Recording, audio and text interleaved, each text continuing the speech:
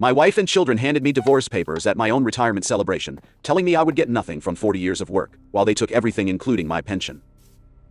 What they did not know was that I had been planning for their betrayal for 15 years, and what happened next turned their perfect scheme into the most spectacular destruction they could never imagine. Alexander Matthews lifted his champagne glass to the thunderous applause of colleagues gathered in the grand ballroom of the Ocean View Resort. After 40 years at First National Securities, his retirement party was everything the 65-year-old investment director had expected, except for the strange tension radiating from his family, seated at the head table. Alexander had built the investment division from nothing into a powerhouse that survived 4 major recessions and countless market crashes. His division head proclaimed to the crowd whose steady leadership guided our portfolio management through every financial storm. Without your innovative strategies, we would still be using outdated methods and missing opportunities. The applause continued, but Alexander's mind was elsewhere. His wife Catherine had been unusually attentive over the past month, bringing him breakfast in bed, suggesting romantic weekend trips, and discussing their retirement plans with unexpected enthusiasm. Their normally distant children, Rebecca and Thomas, had suddenly become interested in family gatherings and reminiscing about childhood memories they had ignored for years. Something was definitely wrong, and Alexander's instincts, honed through decades of detecting financial fraud, were screaming warnings. When the speeches concluded, Alexander joined his family at their reserved table. Catherine, still stunning at 58, with her platinum blonde hair and carefully practiced smile, placed her manicured hand on his arm. Their daughter Rebecca, 36, a corporate litigation attorney, with her mother's sharp features and calculating ambition, exchanged meaningful glances with Thomas, 33, who had inherited Alexander's solid build, but possessed none of his work ethic or integrity. "Congratulations, Father Thomas," said his voice carrying undertones Alexander could not quite identify. Excitement, nervousness, or perhaps anticipation of something Alexander was not supposed to know about. "We have prepared a special surprise for your retirement," Catherine added, her blue eyes glittering with what Alexander now recognized as predatory satisfaction. "A little celebration gift that will change everything." Alexander watched as his wife opened her designer handbag and extracted a thick manila envelope sealed with official legal tape. She slid it across the white tablecloth with her perfectly manicured fingers that had not worked a day in their marriage. "What exactly is this?" Alexander asked, though his gut already suspected the devastating answer. "Open it," Rebecca urged, positioning her smartphone discreetly to record his reaction for reasons that would become clear later. Alexander carefully opened the envelope and found inside a complete set of legal documents. Divorce papers, asset transfer forms, pension disbursement authorizations, and property deed transfers, all requiring his signature to become legally binding. "We thought we would make this transition easy for everyone," Catherine explained, her voice hollow with rehearsed sympathy that fooled no one who knew her true nature. "One signature on each document, and you can begin your new life completely unburdened by family responsibilities." "Your pension belongs to us now," Thomas added with a smirk, already mentally spending the money he had never earned. "You get absolutely nothing from 40 years of supporting this family." Rebecca leaned forward, her expression triumphant as she delivered the final insult. "Congratulations on 40 years of completely wasting your life, you pathetic old fool." Alexander stared at the documents, his face betraying nothing of the volcanic rage building inside his chest. For 40 years he had lived a carefully constructed double life. Mild-mannered investment executive by day, but building a shadowy network of financial and intelligence connections by night. His family knew nothing about his true resources, his hidden properties scattered across 3 countries, or the offshore accounts he had established through decades of meticulous planning.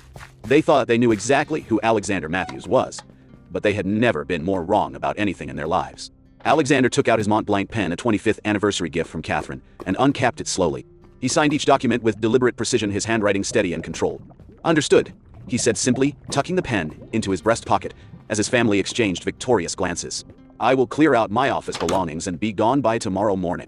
"That would definitely be best," Catherine agreed, already scrolling through luxury vacation packages on her phone, as if Alexander had ceased to exist. 3 days later, Catherine's phone began buzzing incessantly with calls from banks, attorneys, and government agencies. Alexander had disappeared completely, not just from their family home, but from existence as they had known it. Their joint accounts had been mysteriously emptied overnight, and the retirement party was the last anyone in their social circle had seen of Alexander Matthews. Rebecca's phone rang next, and it was their family attorney, sounding genuinely panicked. "Everything is happening much earlier than we planned," he warned, his voice shaking. "All the accounts are gone, and there are federal investigators asking questions about financial irregularities." Alexander had been preparing for this exact moment for 15 years, ever since the first signs of Catherine's betrayal had appeared on their 25th wedding anniversary. He had accidentally discovered text messages between Catherine and Bernard Castellano, his supposed best friend, and their family's trusted financial advisor. The messages revealed far more than just a physical affair between his wife and best friend. They detailed a comprehensive long-term plan to secure their financial future once Alexander's usefulness to them had completely ended. Rather than confronting them immediately, Alexander had begun constructing an elaborate exit strategy that would destroy them as methodically as they planned to destroy him. Unknown to his family, colleagues, or social circle, Alexander possessed extraordinary skills from his early military intelligence years that preceded his banking career. Skills in psychological warfare, digital infiltration, and strategic planning that he kept meticulously hidden behind his carefully maintained facade of being a boring suburban family man. In a secure apartment across the city, one of 7 properties he owned through untraceable shell companies, Alexander activated the plan he had codenamed Operation Checkmate. On 3 high-resolution monitors, he watched as his family's increasingly frantic activity unfolded in real time through surveillance systems he had installed years earlier. Catherine tried accessing their joint accounts only to discover they had been completely drained. Thomas attempted to contact Alexander's former colleagues, but discovered his father's personnel file had been mysteriously scrubbed from the bank's computer system. Rebecca called in favors from her extensive legal connections, but every attempt at locating Alexander hit sophisticated digital roadblocks that seemed impossible to penetrate. He cannot just vanish into thin air, Catherine snapped at Bernard Castellano, as they sat in her kitchen trying to comprehend what had happened. Bernard had aged poorly over the years, his once handsome face now bloated from expensive business lunches and excessive alcohol consumption. He is just a boring investment banker, not some kind of ghost or spy. Your supposedly boring banker husband withdrew exactly $10,000 from 20 different branch locations yesterday, Bernard replied nervously, checking his phone for the 3rd time in 5 minutes. That represents $200,000 in completely untraceable cash that he somehow managed to access simultaneously. Impossible, Catherine countered, her voice rising with panic. Alexander does not have the intelligence or backbone for anything this sophisticated. Bernard's phone chimed with an urgent notification, and his face turned pale as he read the message displayed on his screen. What is wrong now, Catherine? Demanded, grabbing his phone to read the message herself. I have just been flagged for an emergency audit by the Securities and Exchange Commission, Bernard whispered, his hands visibly shaking. Someone has submitted detailed evidence of serious irregularities in multiple client accounts under my management. Across the city, Alexander allowed himself a thin smile as he pressed send on another anonymously routed email. This message was directed to Thomas's employer with comprehensive evidence of his son's embezzlement scheme that had been running for over 2 years.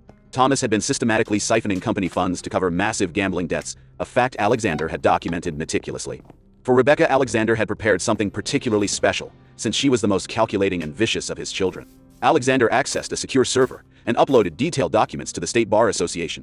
The evidence showed that Rebecca had deliberately buried exculpatory evidence in 3 high-profile criminal cases to secure convictions that advanced her career. Within 48 hours, Thomas was terminated pending a criminal investigation.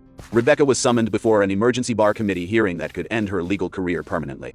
Bernard Castellano's office was raided by federal agents who seized all his files and computers. Catherine discovered that their family home, supposedly paid off years earlier, had a secret second mortgage she knew nothing about, with payments 3 months overdue. The family gathered at Catherine's house in complete panic mode. They had received 43 frantic calls from various authorities, creditors, and professional associations in just 2 days. This has to be Alexander's doing, Rebecca insisted, pacing the living room like a caged animal. He must have been planning this elaborate revenge for years. That is completely ridiculous, Catherine scoffed, though her voice lacked conviction. Alexander does not have the brains or backbone for anything this complex and coordinated. Then explain how everything is falling apart simultaneously, Thomas shot back, his face haggard from stress and sleepless nights. Their heated argument was interrupted by the doorbell. A courier delivered a simple white envelope addressed to the entire family. Inside was a handwritten note in Alexander's neat, precise script. Chess has always been about anticipating your opponent's moves while they remain unaware of your strategy. You have been playing checkers your entire lives. The real game has just begun. Beneath the note was a single photograph showing Catherine and Bernard in an intimate embrace. The timestamp showed it was taken 15 years earlier, on the exact night of Alexander and Catherine's 25th wedding anniversary celebration. Desperation drove Catherine to seek help from the one person who might be able to locate Alexander. His younger brother Raymond Matthews had built a construction and security empire through military contracts after serving in Army intelligence alongside Alexander decades earlier, in operations they never discussed publicly. I have not spoken to my brother in several years, Raymond said, inviting Catherine into his modest office overlooking the Seattle waterfront. At 60, Raymond retained the powerful physique and direct, intimidating gaze of a man accustomed to commanding respect in dangerous situations. Please, Catherine pleaded, her carefully maintained composure finally cracking. Our bank accounts are frozen. Our reputations are being destroyed systematically, and Alexander has completely vanished without leaving any trace. Raymond studied her with cold, calculating eyes that reminded her uncomfortably of Alexander. And you are genuinely worried about his welfare, of course, Catherine lied, though her voice betrayed her real concerns. Raymond's laugh held no warmth or humor whatsoever. Do you know why Alexander and I stopped speaking to each other? Catherine shook her head, unable to meet his penetrating stare. Because 15 years ago, he discovered your ongoing affair with Bernard Castellano. He came to me for advice, and I told him to divorce you immediately and take everything. Raymond leaned forward, his voice dropping to a menacing whisper. But my soft-hearted brother said he loved you too much to destroy the family. He thought you would eventually choose him over your lover. So instead, I kept my distance, because I was unwilling to watch my brother be played for a fool by his own wife. Catherine's carefully constructed facade finally crumbled completely. You knew that Alexander knew about the affair, Raymond stated flatly, his expression showing no sympathy. For 15 years he knew about your betrayal and said nothing. Instead, he watched and waited and prepared for exactly this moment. Prepared for what exactly? Catherine whispered, dreading the answer. For you to finally show your true nature, Raymond stood, signaling the conversation was permanently over. You never realized who you were actually married to, Catherine. Alexander was not just some pencil-pushing banker before his career in finance. We served together in military intelligence operations that officially never happened. Alexander was always the strategist, the patient one, who could plan 5 years ahead, while the rest of us could barely see 5 minutes into the future. You picked the wrong man to betray. Catherine left Raymond's office with the terrible realization that she had never known her husband at all. Meanwhile, Bernard Castellano faced complete financial and professional ruin. His clients were abandoning him as federal investigations revealed years of systematic ethical violations and possible criminal activity. When Bernard returned to his luxury condominium that evening, he found Alexander sitting calmly in his living room, reading a financial newspaper, as if he belonged there. How did you get inside here? Bernard gasped, reaching for his phone to call security. The same way I've been accessing your computer accounts, your email communications, and your offshore banking holdings in the Cayman Islands, Alexander replied, without looking up from his newspaper. You really should have chosen a more secure password than Catherine's birthday, Bernard. Bernard lunged for his phone, but Alexander moved with surprising speed and agility for a man his age. Sit down, Bernard, Alexander commanded, his voice carrying an authority that made compliance feel like the only safe option. I am not here to hurt you physically, because that would be too simple, and would not teach you anything meaningful. Bernard collapsed onto his expensive leather sofa, his face pale with terror. What exactly do you want from me? He whispered. I want you to understand something very important, Alexander explained with calm precision. Every penny you have stolen from your clients over the past decade has been carefully documented and scheduled for automated delivery to federal authorities if I do not reset a specific timer every 24 hours. Your complete financial and legal destruction is literally dependent on a dead man's switch that requires my personal intervention to prevent. You are bluffing, Bernard whispered, though his voice suggested he knew better. Alexander smiled and activated a recording device that played Bernard and Catherine discussing in detail how they planned to access Alexander's pension and investment accounts once their divorce was finalized. I have been recording everything for 15 years, Alexander said calmly. Every conversation, every financial transaction, every betrayal has been documented. What do you want from me? Bernard asked, completely defeated by the comprehensive evidence of his crimes. Nothing, except the satisfaction of watching you destroy yourself, Alexander answered, standing to leave. And I want you to deliver a message to my former family. I may forgive many things in life, but betrayal is not one of them. The following week, exactly as Alexander had predicted, Bernard attempted suicide, but was discovered by a neighbor who called emergency services. His desperate confession to authorities implicated Catherine in multiple counts of financial fraud, claiming she had manipulated client accounts to fund her lifestyle. Thomas, facing serious criminal charges for embezzlement, attempted to flee the country only to discover his passport had been mysteriously flagged by Homeland Security. Rebecca, now disbarred and unemployable, found every job application mysteriously rejected due to negative references from anonymous sources. On the 1-month anniversary of his retirement party, Alexander orchestrated his final devastating move. He arranged for his family to receive official invitations to what they believed was a settlement negotiation meeting at an upscale downtown hotel conference center. When Catherine, Thomas, and Rebecca arrived at the hotel, they were met not by lawyers, but by reporters from every major news outlet in the region, along with investigators from multiple federal agencies. Alexander had anonymously provided the press with evidence of a major financial corruption story involving Seattle's social elite. As camera flashes exploded around them, the 3 family members realized they had walked directly into a carefully orchestrated trap. They attempted to flee the hotel lobby but found their exit blocked by private security personnel hired by Alexander for this specific purpose. A large projection screen activated in the conference room, displaying documented evidence of their collective crimes for everyone to see. Financial records, recorded conversations, and time-stamped photographs created a comprehensive portrait of a family's systematic betrayal of their patriarch. Alexander never appeared in person at this final confrontation. Instead, a pre-recorded video message played simultaneously for his family and the assembled press representatives. At my retirement celebration, my wife and children presented me with divorce papers, Alexander's calm voice stated. Your pension belongs to us now, they informed me. You get absolutely nothing, they declared. My daughter laughed as she called me a pathetic old fool who had wasted 40 years of his life. I nodded politely, took out my pen, and signed every document they demanded. I told them I understood their position and would clear out my office by morning.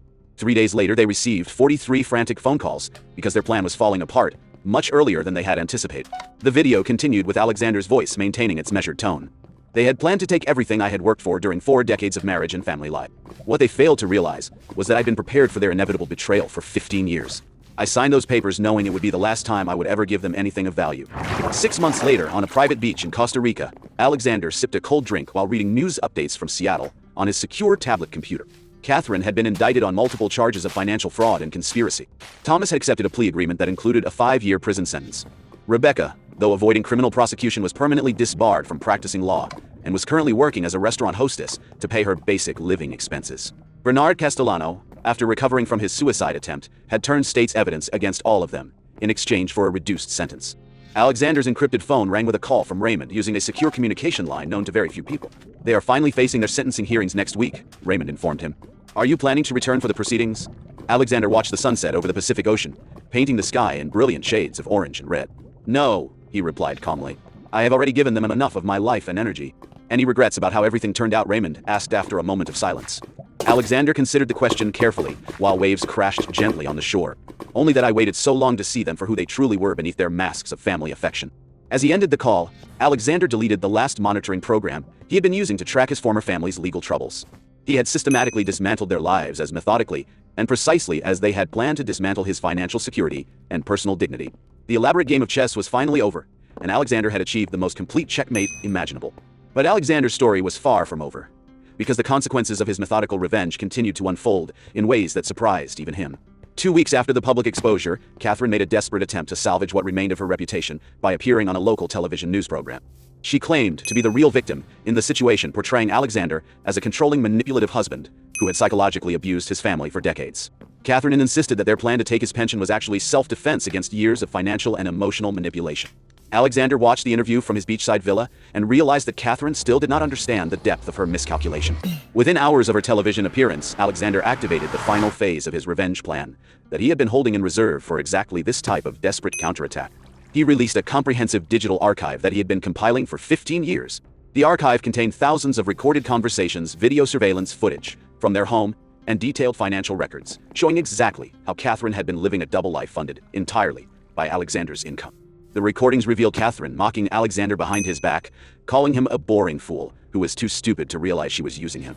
Video footage showed her bringing Bernard Castellano into their family home while Alexander was traveling for business. Financial records proved that Catherine had been secretly transferring money to offshore accounts in preparation for the divorce. The media explosion that followed Catherine's television interview was immediate and devastating. News outlets competed to reveal the most shocking details from Alexander's archive. Social media users shared clips of Catherine's most damning recorded statements. Her attempt to portray herself as a victim backfired spectacularly, as the evidence showed her to be the primary architect of the family's betrayal. Thomas, meanwhile, was struggling to adjust to life behind bars at the minimum security federal prison where he was serving his sentence. Alexander had arranged through his intelligence contacts for Thomas to be placed in a facility where his gambling addiction would be constantly triggered by other inmates running illegal betting operations. Thomas discovered that his reputation had preceded him to prison. The other inmates knew he was the spoiled rich kid who had stolen from his own company to feed his gambling habit. They showed him no respect and took advantage of his weakness at every opportunity. Alexander received regular reports about Thomas's situation through carefully maintained channels. His son was learning firsthand that actions have consequences and that the privileged life he had taken for granted was gone forever. Rebecca's situation was perhaps the most psychologically devastating of all the family members. As a former attorney, she understood exactly how thoroughly Alexander had destroyed her professionally. She knew that her legal career was over not just temporarily, but permanently. Rebecca tried to find work in other fields, but Alexander's network ensured that every potential employer received anonymous tips about her professional misconduct. She was forced to take increasingly menial jobs just to survive financially. The woman who had once commanded six-figure salaries was now dependent on minimum wage employment. What tortured Rebecca most was the knowledge that her father had outmaneuvered her completely. She had always prided herself on being the smartest member of the family, but Alexander had demonstrated that she was nothing more than an amateur playing against a master strategist. Bernard Castellano's cooperation with federal authorities had saved him from the longest possible prison sentence, but it had not saved him from Alexander's continuing psychological warfare. Even in witness protection, Bernard lived in constant fear that Alexander would find him and complete his revenge. Bernard suffered from severe anxiety and paranoia, knowing that Alexander possessed skills and resources that law enforcement could not protect him from. Every unexpected phone call, every knock on his door, every stranger who looked at him twice, triggered panic attacks that left him physically and emotionally exhausted. The federal marshals protecting Bernard assured him that Alexander had no reason to pursue him further, since his testimony had already served its purpose. But Bernard knew Alexander better than they did, and understood that forgiveness was not part of his former friend's psychological makeup. Meanwhile, Alexander's new life in Costa Rica had evolved into something he had never imagined possible. He had purchased a small resort property that catered to wealthy clients, seeking complete privacy and discretion. The business allowed him to use his intelligence background while generating legitimate income in a tropical paradise. Alexander's days were filled with activities he genuinely enjoyed.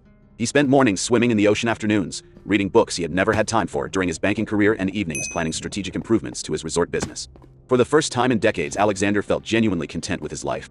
He had eliminated the sources of stress and unhappiness that had plagued him for years. The people who had betrayed his trust were facing appropriate consequences, while he was finally free to live authentically. Alexander occasionally received updates about his former family through discreet channels, but he found that his interest in their suffering was diminishing over time.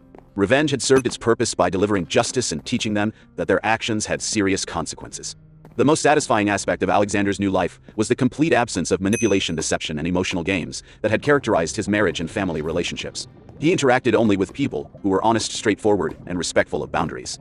Alexander had also begun developing relationships with other expatriates who had chosen Costa Rica for various reasons. These new friendships were based on mutual respect and shared interests rather than obligation, manipulation, or financial dependency. 6 months into his new life, Alexander received an unexpected visitor at his resort. Raymond had flown down to Costa Rica to see how his brother was adjusting to his dramatic life change. The two men had not spoken in person for several years due to their disagreement about how to handle Catherine's betrayal. Raymond admitted that Alexander's patient, long-term strategy had been far more effective than the immediate confrontation he had originally recommended. The brothers spent a week together repairing their relationship and discussing Alexander's plans for the future. Raymond revealed that he had been quietly monitoring the family's legal proceedings and could provide additional details about their current situations if Alexander was interested. But Alexander surprised his brother by declining the information, explaining that he was ready to move forward without looking back. The conversation with Raymond helped Alexander realize that his transformation was complete. He had successfully evolved from a man trapped in toxic relationships to someone who was genuinely free to create the life he wanted. The revenge phase of his journey was finished, and the rebuilding phase had begun. Alexander turned off his phone and walked along the pristine shoreline, leaving no footprints in the wet sand as the incoming tide erased all traces of his presence. He had disappeared from their world as completely as if he had never existed, and for the first time in 15 years, Alexander Matthews was genuinely free. His family had handed him divorce papers, expecting to destroy him financially and emotionally. Instead, they had unknowingly freed him from the burden of pretending to love people who had never deserved his loyalty or affection. The ultimate irony was that their perfect betrayal had become his perfect liberation.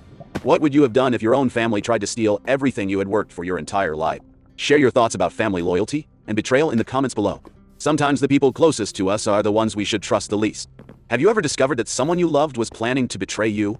Leave a like if you believe Alexander's revenge was justified, or if you think he went too far in destroying his family's lives. Justice comes in many forms, and sometimes the most satisfying revenge is simply living well while watching your enemies destroy themselves. This story proves that underestimating someone based on appearances can be the most dangerous mistake anyone can make. Alexander appeared to be a mild-mannered banker, but was actually a master strategist who had been 15 years ahead of everyone else from the very beginning. Never assume you know everything about the people in your life, because you might discover that the quiet ones are often the most dangerous when they decide to fight back. Family should mean loyalty and love, not financial exploitation and emotional manipulation. What other stories of ultimate revenge would you like to hear? Subscribe for more incredible tales of people who refused to be victims and instead became the architects of their own justice.